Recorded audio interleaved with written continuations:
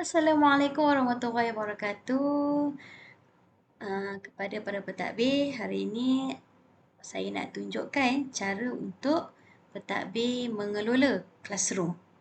Okey, yang pertama, kita pergi classroom masing-masing. Contoh, saya ambil classroom untuk penolongkan dan pentadbiran, classroom Ustaz Rizal. Okey, perkara pertama ialah cara kita nak membuat post ataupun membuat assignment untuk ERPH. Langkahnya ialah klik classwork,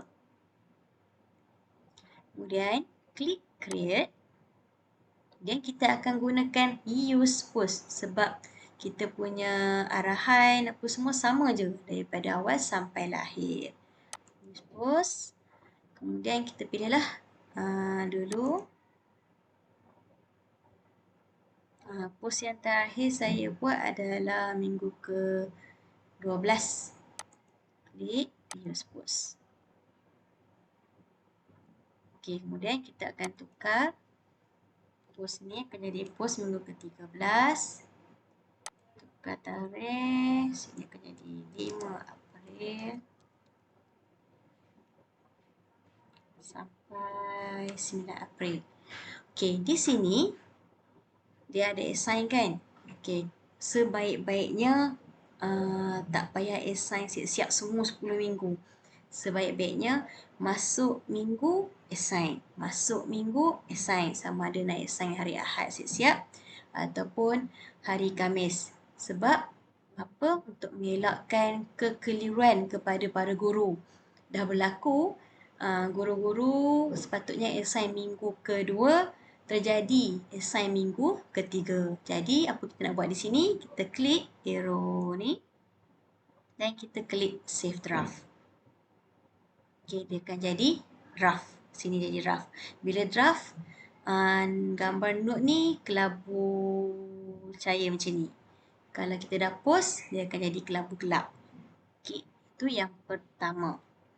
Okey, yang kedua, macam mana cara untuk kita assign post kita atau kita nak assign assignment ERPH. Okey, contoh minggu ni adalah minggu yang ketiga. View more. Minggu ketiga, kita klik di sini, kita klik edit. Okey, dia nak assign. Okey, assign terus. Assign.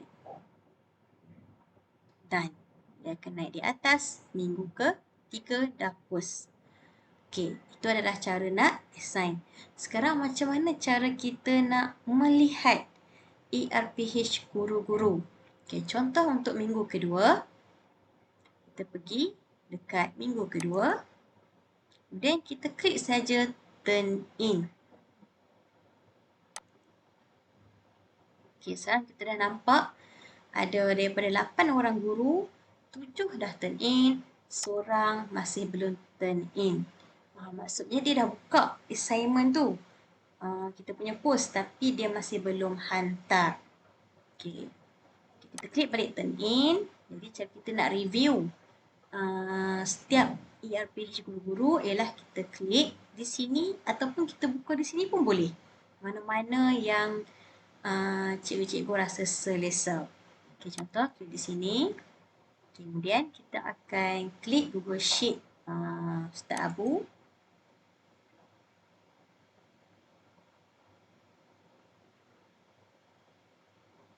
Okey. Kemudian kita akan pergi ke aktiviti mingguan. Kita klik di bahagian bawah. Nanti yang minggu ketiga adalah paparan yang di sini kan untuk kita masukkan image, tanda tangan dan juga cap. Okey, kemudian bila kita dah habis masukkan image atau cap, kita pergi ke next. Kita akan review seorang demi seorang dan masukkan tanda tangan dan cap. Okey, aktiviti mingguan. Okey, kemudian klik di bawah ni, insert macam biasa untuk masukkan tanda tangan dan cap. Review sampailah habis. Okey, dah habis. Dah habis semua, kita akan pergi sini pangkal sebab ini adalah dia dia add on paparan, dia add on tag baru. Maka tadi kita dah habis review semua 7 orang cikgu ni. Dan kita klik all students.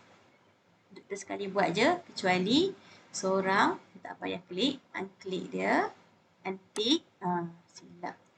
Kemudian kita klik return. Kita akan klik return. Maksudnya RFish ni akan sampai balik pada cikgu tu boleh dah dapat dah feedback. Sebab ada juga guru-guru yang berungut, sampai ke tak sampai RFish paper kan? Okey. Yang tu sahaja.